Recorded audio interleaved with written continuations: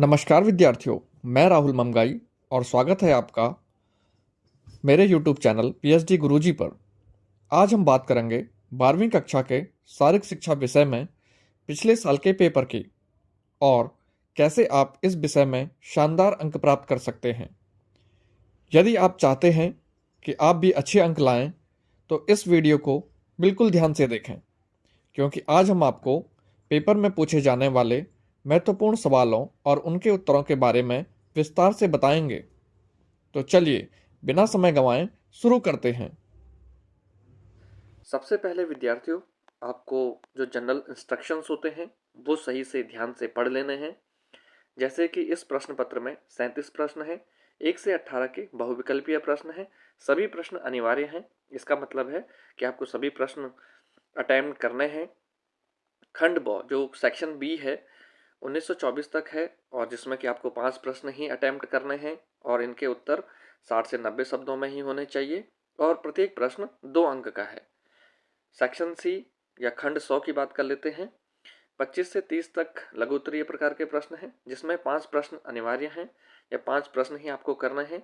प्रत्येक प्रश्न 3 अंक का है और जिनका उत्तर आपको 100 से 150 शब्दों में देना है।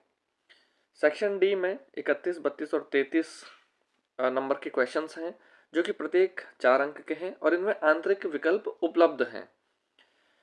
लास्ट सेक्शन है सेक्शन ई, जिसमें कि 34, 35 और 36, 37 4 क्वेश्चंस हैं, लेकिन इनमें से आपको करने कितने हैं? सिर्फ 3 ही अटेम्प्ट करने हैं। आपको सिर्फ 3 अटेम्प्ट करने हैं और प्रत्येक प्रश्न जो है वो 5 अंक का है और जो आंसर देना है आपको वो 200 से 300 वर्ड्स में देना है। हम स्टार्ट करते हैं पहले क्वेश्चन से। Which of the following pranayama is helpful to reduce obesity. तो ये पूछ रहा है यहाँ पे कि ओबेसिटी जो है, जो मोटापा है, उसको कौन सा प्राणायाम जो है वो रिड्यूस करता है। तो यहाँ पे सिलेबस के अकॉर्डिंग सूर्य वेदन प्राणायाम जो है वो राइट आंसर है। अगला क्वेश्चन है, international para Olympic committee was formed in. तो कौन से साल में ये फॉर्म हुई थी? ये फॉर्म हुई थी 1989 में। अगर हम इसके डेट की बात कर लें तो ये फॉर्म हुई थी 22 सितंबर 1989 को। और इसका अगर हम हेडक्वार्टर की बात करें तो हेडक्वार्टर इसका वॉन, जर्मनी में। तो ये भी आपको याद रखना है। हो सकता है कि ये क्वेश्चन दूसरे फॉर्म में आ जाए। अब हम बात करते हैं बच्चों तीसरे क्वेश्चन की। विच of the following is not the cause of food intolerance. Food intolerance, तो फूड इंटॉलरेंस का मतलब होता है भोजन असक्तता या असहिष्णुता, जिसमें कि भोजन किसी भी व्यक्ति को कुछ कारणों से पचता नहीं है या डाइजेस्ट नहीं होता है। तो इसमें क्या क्या कारण हो सकते हैं? यहाँ पे पूछा है आपको नॉट, ये कोई कॉज नहीं है, इनमें से कौन सा कॉज नहीं है। तो इसका मतलब 3 ऐसे कॉज होंगे जिनकी वजह से फूड इंटॉलरेंस होता है, जैसे कि toxins formation due to food poisoning, बिल्कुल, इससे क्या होता है? फूड इंटॉलरेंस होती है। किसी भी एंजाइम की एब्सेंस से, यदि स्मॉल इंटेस्टाइन में एंजाइम का एब्सेंस है तो उसकी वजह से भी फूड इंटॉलरेंस हो सकता है। और हम बात करें ग्लूटेन की, तो एक तरीके का प्रोटीन होता है और बहुत सारे ऐसे ग्लूटेन एलर्जी होती हैं या फिर व्हीट एलर्जी होती है, जिसकी वजह से फूड इंटॉलरेंस देखने को मिलता है। तो जो इसका राइट आंसर है यहाँ पे वो हो जाएगा रफेज। अब रफेज है क्या? रफेज जो है ये non nutritive component of diet होता है और ये रेशेदार सब्जियों में मिलता है या फिर जो फल होते हैं, फ्रूट्स होते हैं, उनके छिलकों में मिलता है। और ये करता क्या है? ये आपकी बॉडी में कॉन्स्टिपेशन होने से बचाता है, आपको कब्ज होने से बचाता है और जो भी आपका वेस्ट मटेरियल होता है उसको ये आसानी से एक्सक्रेट कर देता है बॉडी से। चलिए आगे बढ़ते हैं। असर्शन रीजन है यहाँ पर, इसके 4 स्टेटमेंट होते हैं। तो असर्शन पढ़ लेते हैं। The basal metabolic rate is the number of calories needed to maintain body function at resting condition. तो बिल्कुल सही बात है। जो बसाल मेटाबॉलिक रेट होता है वो क्या होता है जी? जब आपकी बॉडी रेस्ट की कंडीशन में है, जब आप कोई भी वर्कआउट नहीं कर रहे हैं, तो आपकी बॉडी को उस समय भी क्या चाहिए होती है? कैलोरीज चाहिए होती हैं सर्वाइवल के लिए। चलिए रीजन पढ़ते हैं। A person who does not engage in any work still requires energy for the functioning of their internal organs. तो बिल्कुल सही बात कह रहे हैं यहाँ पे कि इंटरनल ऑर्गन की फंक्शनिंग के लिए भी हमें कैलोरीज की आवश्यकता होती है और वो आपका क्या कहलाता है? बसल मेटाबॉलिक रेट कहलाता है। तो इसमें दोनों ही स्टेटमेंट सही हैं और जो रीजन है वो सही एक्सप्लेनेशन है, तो इसका जो आंसर है वो चौथे का ए हो जाएगा। Both assertion A and reason are true and reason R is the correct explanation of assertion A. चलिए इसी में आगे बढ़ते हैं, पांचवा क्वेश्चन ले लेते हैं। मैच करना है आपको function of sports management and their explanation से। तो प्लानिंग क्या है, जब भी हम प्लानिंग की बात करें तो प्लानिंग हमेशा फ्यूचर के लिए की जाती है। किसके लिए की जाती है? फ्यूचर के लिए की जाती है। तो यहाँ पे हम पढ़ लेते हैं कि किसी भी सेंटेंस में यदि फ्यूचर वर्ड है तो हम समझेंगे कि ये प्लानिंग से रिलेटेड है। तो देखिए सेकंड वन वाला है preparing a layout for the future course of action. तो जब भी हम फ्यूचर कोर्स ऑफ एक्शन की बात करेंगे इट मीन्स ये प्लानिंग को डिनोट करता है।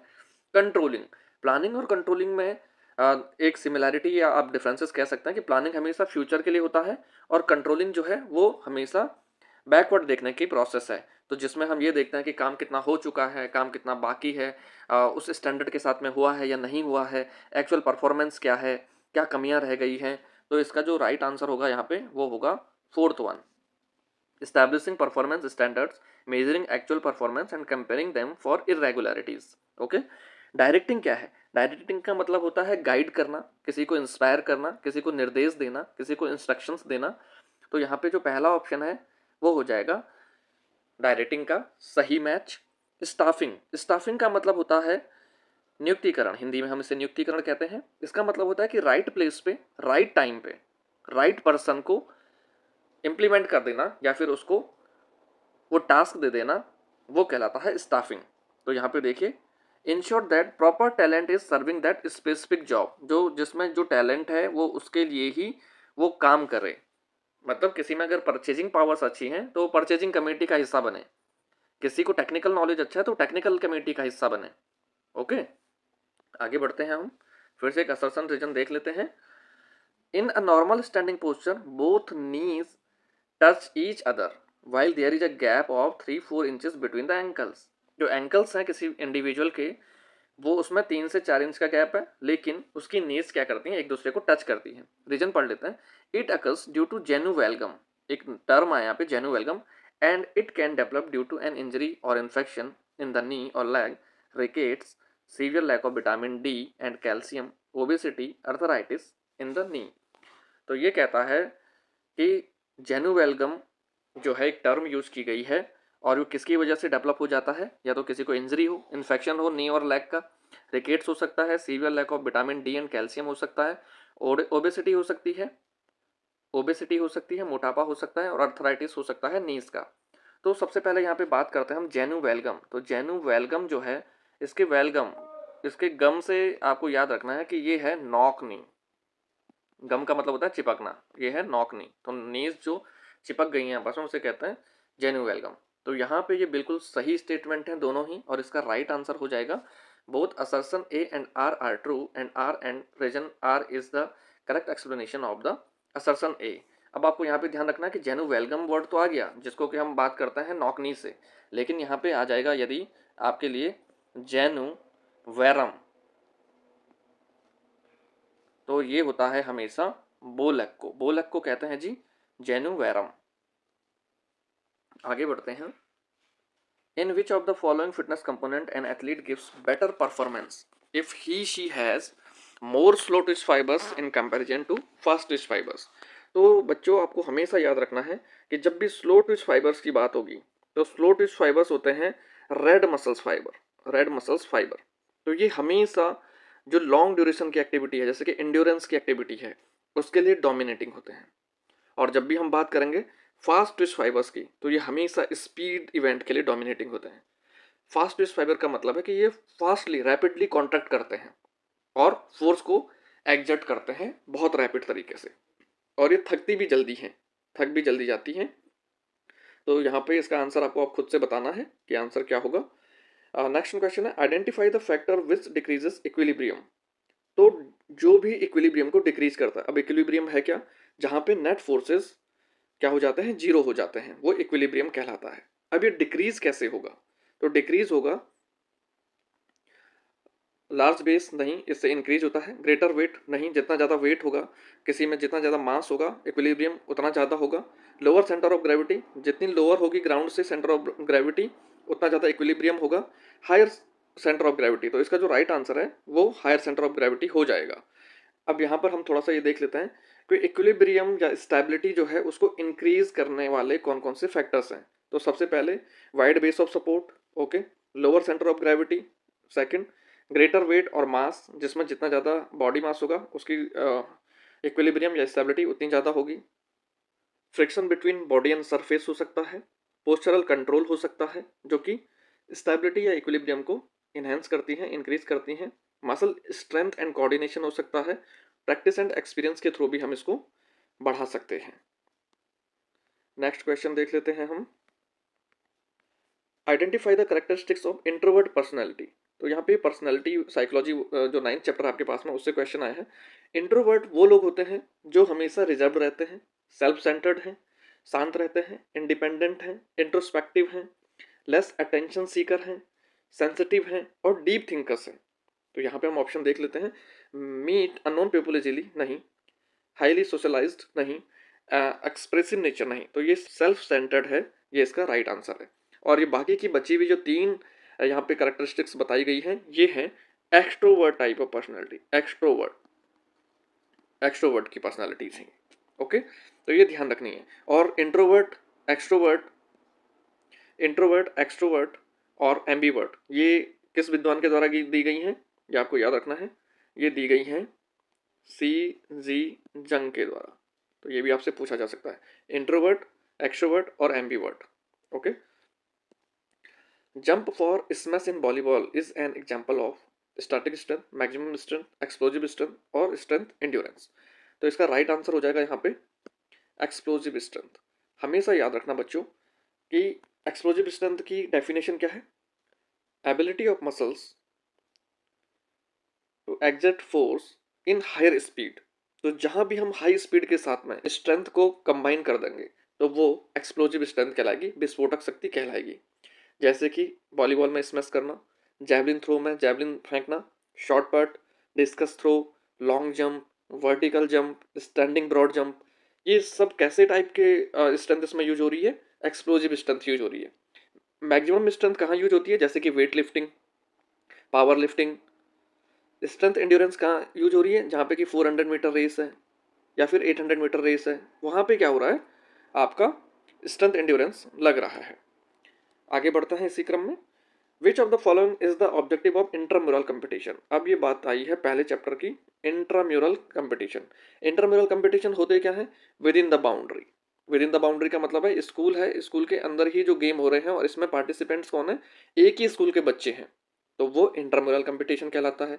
एक्स्ट्राम्यूरल कंपटीशन क्या है, 2 स्कूल हैं, इन दोनों का आपस में मैचेस हो रहे हैं बच्चों के, तो ये क्या कहलाएगा, एक्स्ट्राम्यूरल कंपटीशन कहलाएगा। जैसे कि एनुअल स्पोर्ट डे है, तो एनुअल स्पोर्ट डे एक स्कूल के बच्चों के बीच में कंपटीशन हो रहा है, तो वो क्या कहलाएगा जी, आपका इंटरम्यूरल कंपटीशन कहलाएगा। आप जोनल खेलने जा रहे हैं, आप स्टेट लेवल खेलने जा रहे हैं, तो ये क्या कहलाएगा, एक्स्ट्राम्यूरल कहलाएगा। इंटरम्यूरल कंपटीशन का मेन पर्पज क्या है, मास पार्टिसिपेशन। मास पार्टिसिपेशन का मतलब है अधिकाधिक पार्टिसिपेशन होना बच्चों के द्वारा। तो इसमें हम इसका ऑप्शन देख लेते हैं, टू अचीव हाई परफॉर्मेंस नहीं, इसमें हमें कोई हाई परफॉर्मेंस नहीं चाहिए। प्रोवाइड करियर अपॉर्चुनिटी नहीं। प्रमोट हेल्थ एंड फिटनेस, तो जब बच्चे ज़्यादा से ज़्यादा फिजिकल एक्टिविटी में एक्टिवली पार्टिसिपेट करेंगे, मास पार्टिसिपेशन होगा, तो हेल्थ और फिटनेस को क्या मिलेगा, प्रमोशन मिलेगा, प्रमोट होंगी वो। To promote culture and economic development, ये तो नहीं हो सकता, तो इसका राइट आंसर जो है वो सी है। आगे बढ़ते हैं। According to WHO world health organisation recommendations, children of fill in the blanks should be engaged in physical activities for 180 minutes and should have 10 to 13 hours of good quality sleep per day। तो ये जो answer होने वाला है इसका ये है 12th का सी। 3 से 4 साल के बच्चों के लिए रिकमेंडेशंस दी गई हैं WHO द्वारा। Identify the asana shown in the picture given below and choose the correct option from the following. तो ये जो आसन है भुजंगासन नहीं है, भुजंगासन कोबरा पोज होता है, ये नहीं है। कटी चक्रासन स्टैंडिंग आसन है, नहीं है। पवन मुक्तासन ये आपका सुपाइन पोजीशन होता है, तो इसका जो राइट आंसर होगा वो सलभासना होगा, तो इसका सलभासन राइट आंसर है। नेक्स्ट हम आगे बढ़ते हैं। For visually impaired candidates only, which of the following asana is useful for relaxation and removing fatigue. तो जो इसका आंसर है चक्रासना नहीं हो सकता, मकरासना नहीं हो सकता, उत्तान पादनासना, इसका सही आंसर है शवासना। ओके, 14th वन देख लेते हैं। which is the main governing body responsible for organization of deaf Olympic games. तो डेफ ओलंपिक गेम्स को कौन देखता है? International committee of sports for deaf. और ये कब बनी थी? 1924 में, जब हमारे क्या हुए थे? विंटर ओलंपिक्स हुए थे। विंटर ओलंपिक्स हुए थे, ये आपको याद रखना है कि विंटर ओलंपिक्स और जो international committee of sports for def बना था वो 1924 में बना था। आगे बढ़ते हैं। Question number 15, body mass index BMI is one of the common way of assessing healthy body weight. Which of the following BMI range is considered for healthy weight? तो आप एक BMI का चार्ट देख पा रहे हैं, तो इसमें हेल्दी और नॉर्मल बॉडी वेट के लिए बताना है, तो इसका राइट आंसर हो जाएगा सी 18.5 टू 24.9। ये भी WHO के द्वारा दिए गए नॉर्म्स हैं।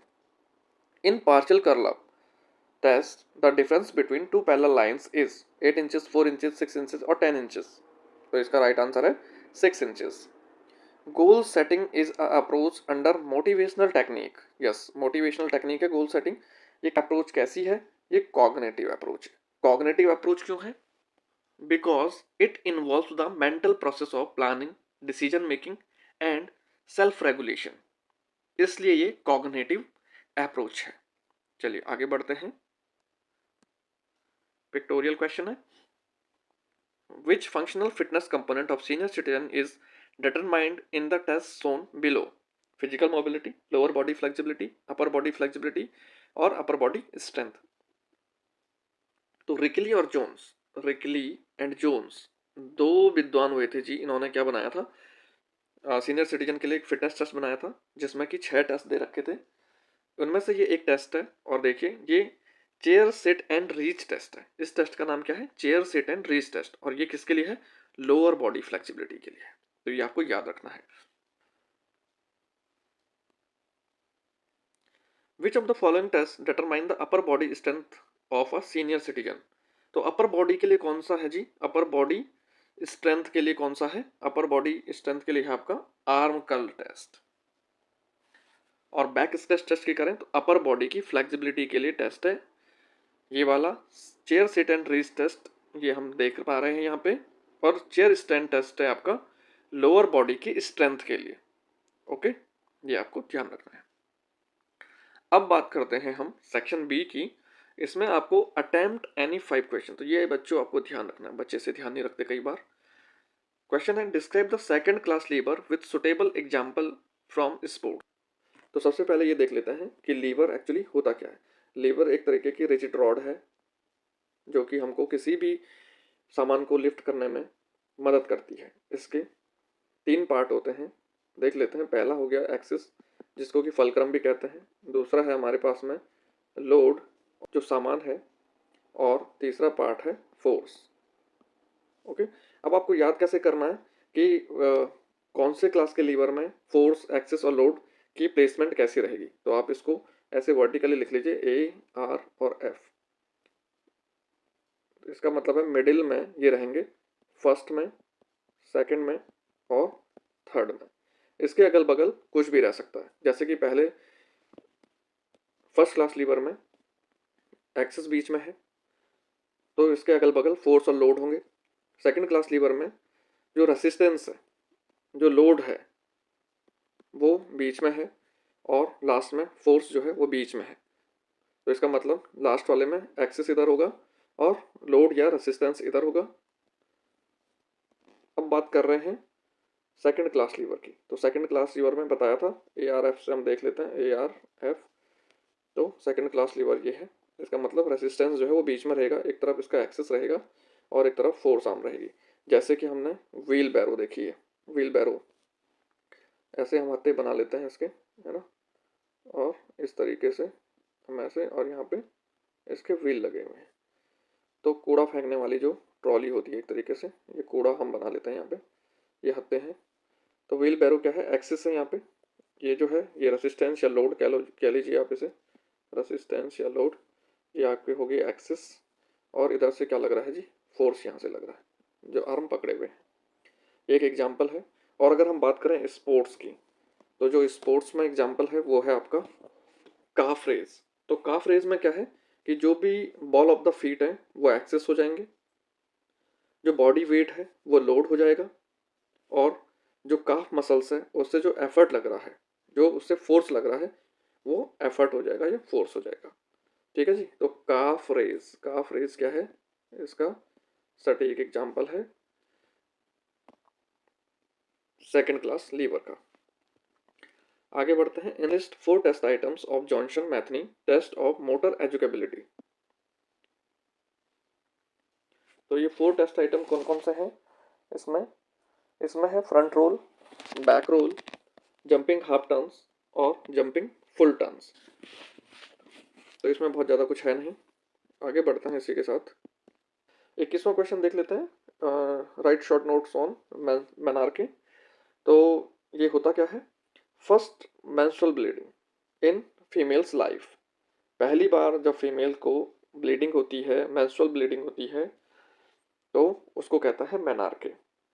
और जनरली ये होती है 9 to 16 ईयर्स के बीच में, और जो इसकी एवरेज एज है वो है 12 to 13। इसका मतलब ये है कि जो भी फीमेल है वो रिप्रोडक्शन के लिए अब रेडी है, तैयार है। ठीक है, आगे बढ़ते हैं इसी में।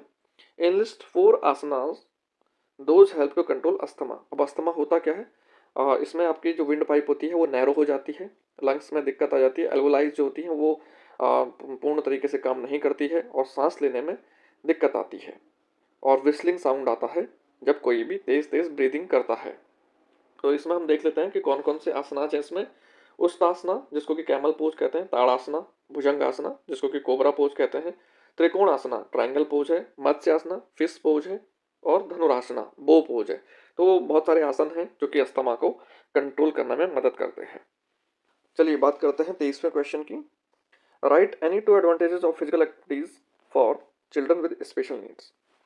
अब इसमें क्या है? वही सारे advantages children with special need को होते हैं जो किसी एक नॉर्मल बच्चे को होते हैं, जैसे कि physical benefits, fun and recreation, improved emotional health, active life style, behavioural benefits, increased independency, psychological benefits, है ना। तो ये सारे जो भी फायदे हैं वो सभी को होते हैं, तो इसमें कुछ स्पेशल अलग सा नहीं है। Mention any 2 types of friction by giving suitable examples from sports. Types of friction क्या क्या होते हैं? स्टैटिक फ्रिक्शन होता है, जैसे कि weight lifting, holding the parallel bar, ये क्या है? स्टैटिक फ्रिक्शन है। ठीक है। स्लाइडिंग फ्रिक्शन क्या है? आइस हॉकी में, जिसमें कि स्लाइड करते हुए जा रहा है भाई, इस पे हमने कोई एक वस्तु रखी है और ये ऐसे घिसटते हुए जा रही है, तो ये स्लाइडिंग फ्रिक्शन है, इधर की तरफ जा रही है। ठीक है जी। उसमें क्या है? रोलिंग फ्रिक्शन, जिसमें कि टायर लगे हैं, वो रोल होते हैं, जैसे नॉर्मल स्केटिंग होती है, या फिर बॉल है, फुटबॉल है, वो कैसे होके जा रही है? रोल होते हुए जा रही है, रोल होते हुए जा रही है भाई आगे की तरफ, तो वो क्या है? रोलिंग फ्रिक्शन है। एयर फ्रिक्शन क्या है? Riding a bicycle, sky diving, वो क्या है? एयर फ्रिक्शन है। वाटर फ्रिक्शन क्या है? स्विमिंग इन वाटर, डाइविंग, ये फ्रिक्शन के टाइप हैं। आगे बढ़ते हैं इसमें।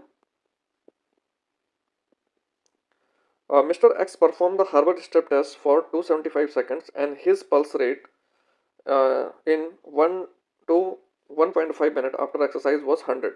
Write the formula of fitness index score for Harvard step test and calculate the fitness index score of Mr. X.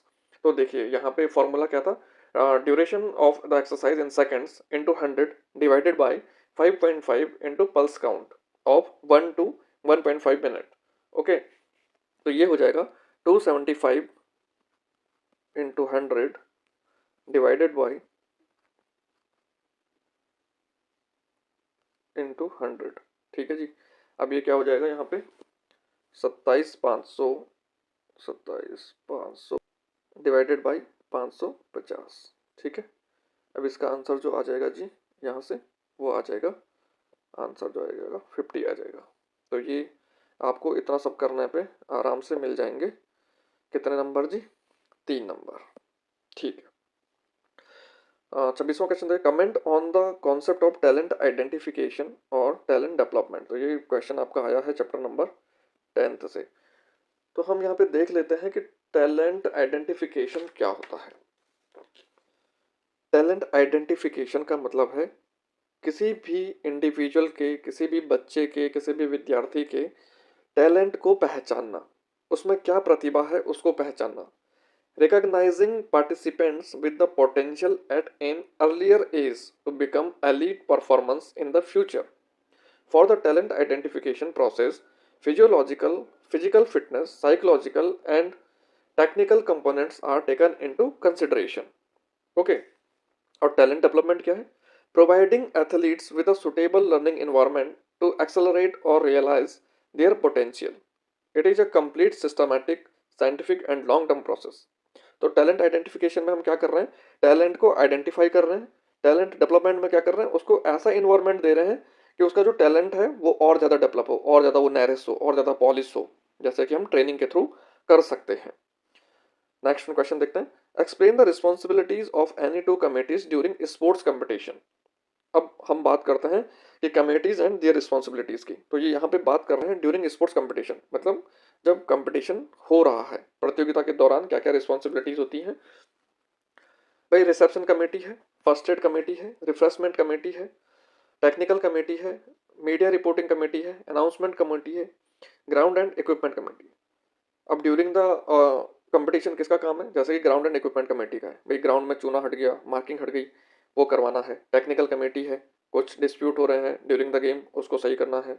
Media reporting committee है, किसी को चोट लग गई, फर्स्ट एड कमेटी है। तो ये सारे किसके काम है? इन सभी कमेटीज़ के काम है या रिस्पॉन्सिबिलिटीज़ है।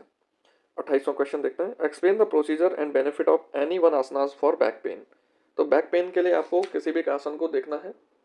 बैक पेन के लिए ताड़ासना, वक्रासना, सरला मत्स्येंद्रासना, अर्धचक्रासना, उष्टासना, भुजंगासना, गोमुखासना, भद्रासना, मकरासना, इसमें से आप किसी को भी एक्सप्लेन कर सकते हैं। Right short notes on female athlete triad. अब फीमेल एथलीट ट्रायड का मतलब है 3 चीज़ें जी, 3 चीज़ें होंगी इसमें। अब 3 चीज़ें वो क्या कौन कौन सी हैं? सबसे पहला है ईटिंग डिसऑर्डर, ठीक है। दूसरा है आपके पास में एमेनोरिया, और तीसरा है ऑस्टियोपोरोसिस। तो इसको आपको याद रखना है, शायद ये इस साल भी आ जाए कि फीमेल एथलीट ट्रायड में होता क्या क्या है। तो ईटिंग डिसऑर्डर, जिसमें कि कोई भी एक फीमेल है वो अपने वेट को लेके थोड़ा सा कंसर्न हो जाती है, उसको ऐसा लगता है कि मैं ज़्यादा खाऊंगी तो वो वेट गेन कर लेगी। इसमें 2 तरीके के होते हैं ईटिंग डिसऑर्डर, एनोरेक्सिया नर्वोसा है और बुलिमिया नर्वोसा है। दूसरा है amenorrhoea, disruption of menstrual and endocrine function. Long absence of no menstrual period is called amenorrhoea. अब ये 2 तरीके के होते हैं, प्राइमरी एमेनोरिया, सेकेंडरी एमेनोरिया।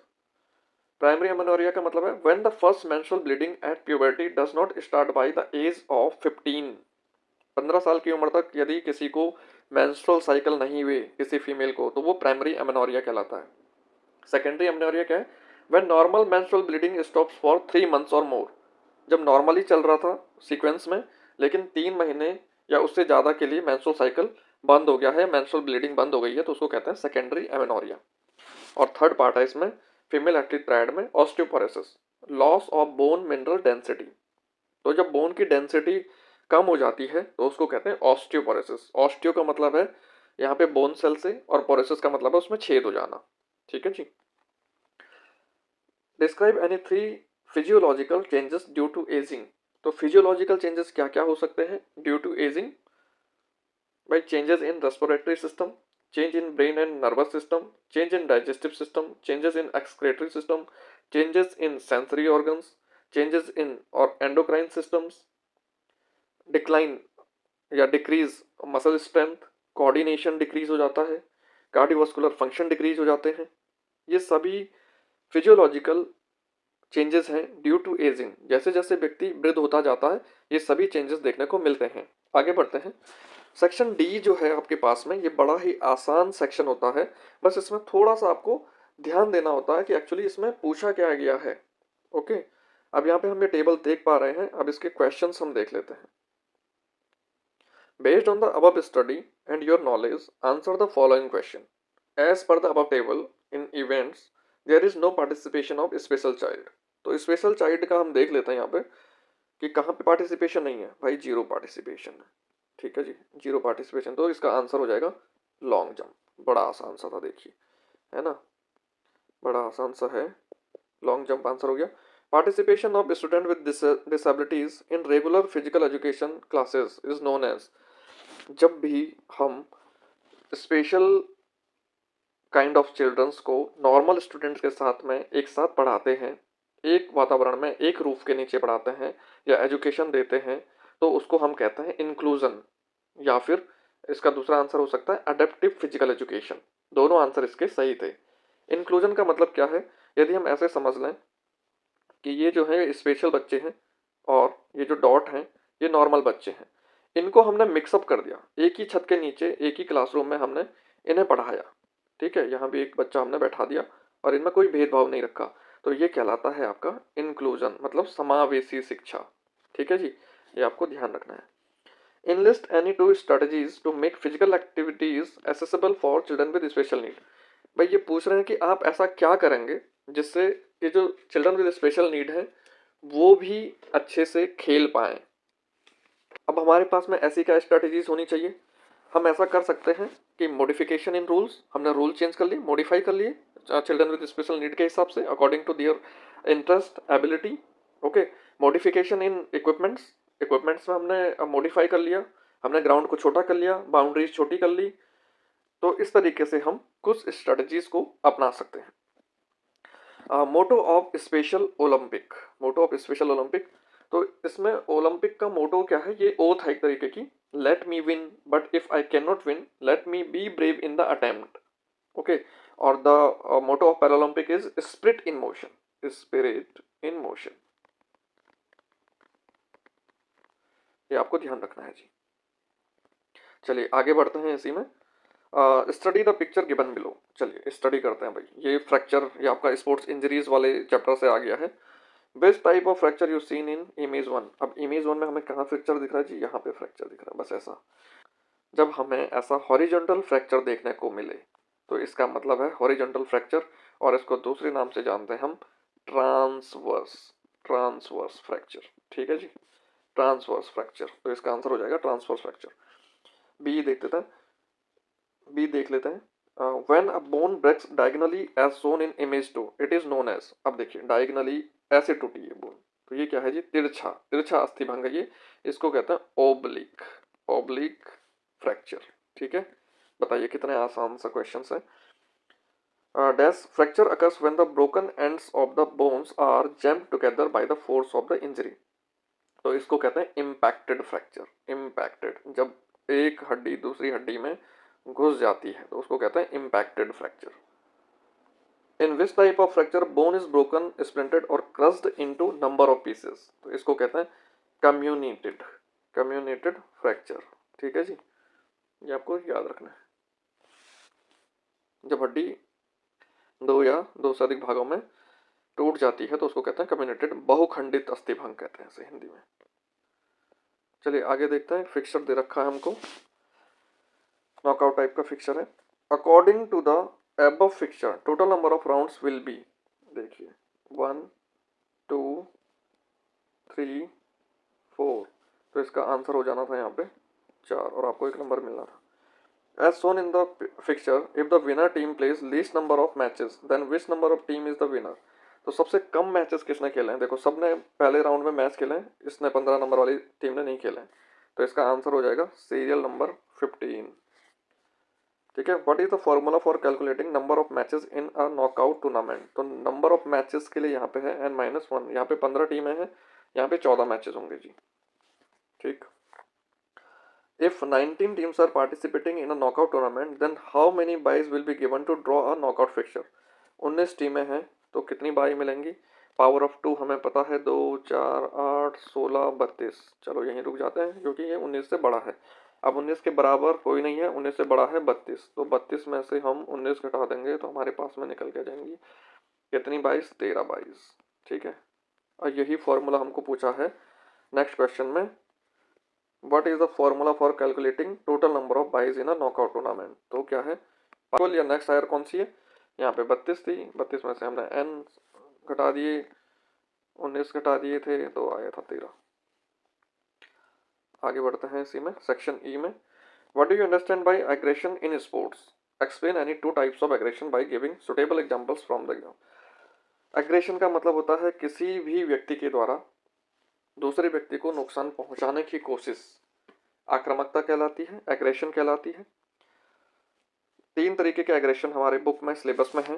पहला है हॉस्टाइल एग्रेशन, जिसमें कि फिजिकल हार्म किया जाता है एक इंडिविजुअल या एक प्लेयर के द्वारा दूसरे प्लेयर को। दूसरा है इंस्ट्रूमेंटल अग्रेशन और तीसरा है असर्टिव अग्रेशन। ठीक है, तो ये आप पढ़ लेंगे इसको अच्छे से। What is balance diet? What is the significance of pre and post competition meal for an athlete? Explain. Balance diet क्या होती है? ऐसा आहार, ऐसा फूड जिसमें सभी प्रॉपर प्रोपोर्शन से हों, प्रॉपर रेशियो में हों, उचित मात्रा, उचित अनुपात में। जब भी हमारे पोषक तत्व किसी आहार में होंगे तो वो बैलेंस डाइट कहलाएगी। जैसे कि carbohydrate, fat, protein, vitamins, minerals, ये सब जब प्रॉपर प्रोपोर्शन और प्रॉपर क्वांटिटी में होंगे किसी फूड में तो वो बैलेंस डाइट कहलाएगी। Importance of pre competition meals for an athlete. The focus is to fuel up muscle glycogen. Muscle glycogen store हो जाए उसकी बॉडी में, ऐसा फूड देना है। Meal should have moderate proteins, low fat, low fibre and high carbohydrate containing food देना है। Proper hydration is must to control fatigue and hunger. It should be like to provide athlete a comfortable gastrointestinal state for sports performance. मतलब ऐसा कोई खाना नहीं देना जिससे उसको एसिडिटी हो, गैस बने उसमें। ठीक है। Pre competition meal should be taken about 2 to 4 hours before competition. New food with non allergic should be avoided. कोई भी ऐसा फूड जिसके बारे में आपको नहीं पता है कि आपको एलर्जी हो सकती है नहीं हो सकती, वो नहीं खाना है या नहीं देना है एथलीट को।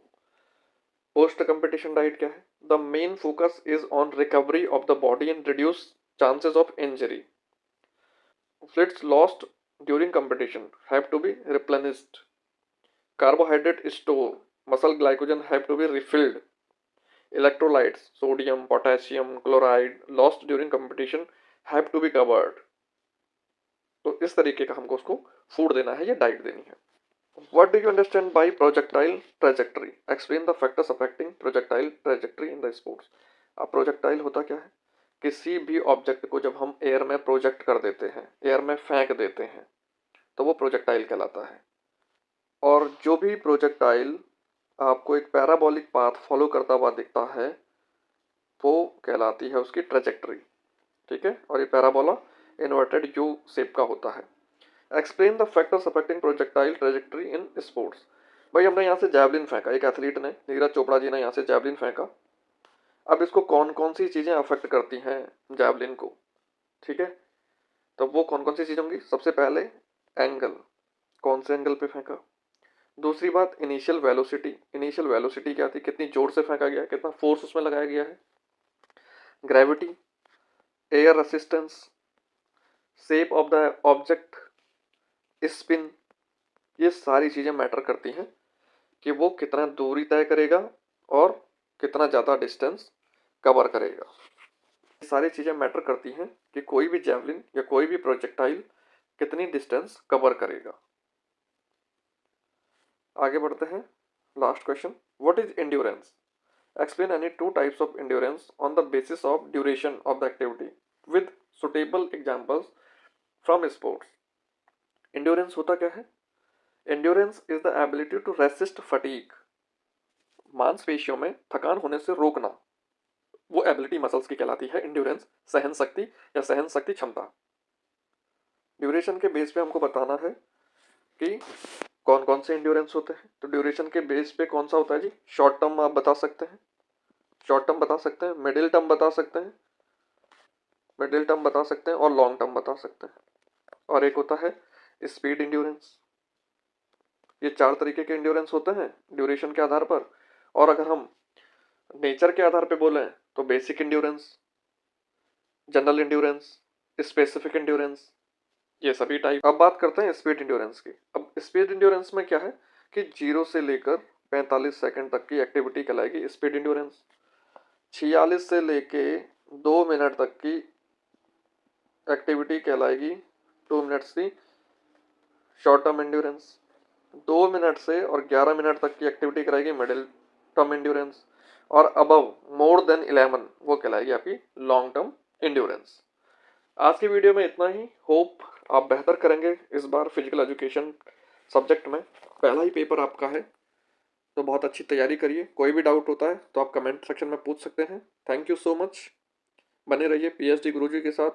लाइक करें, शेयर करें, सब्सक्राइब करें।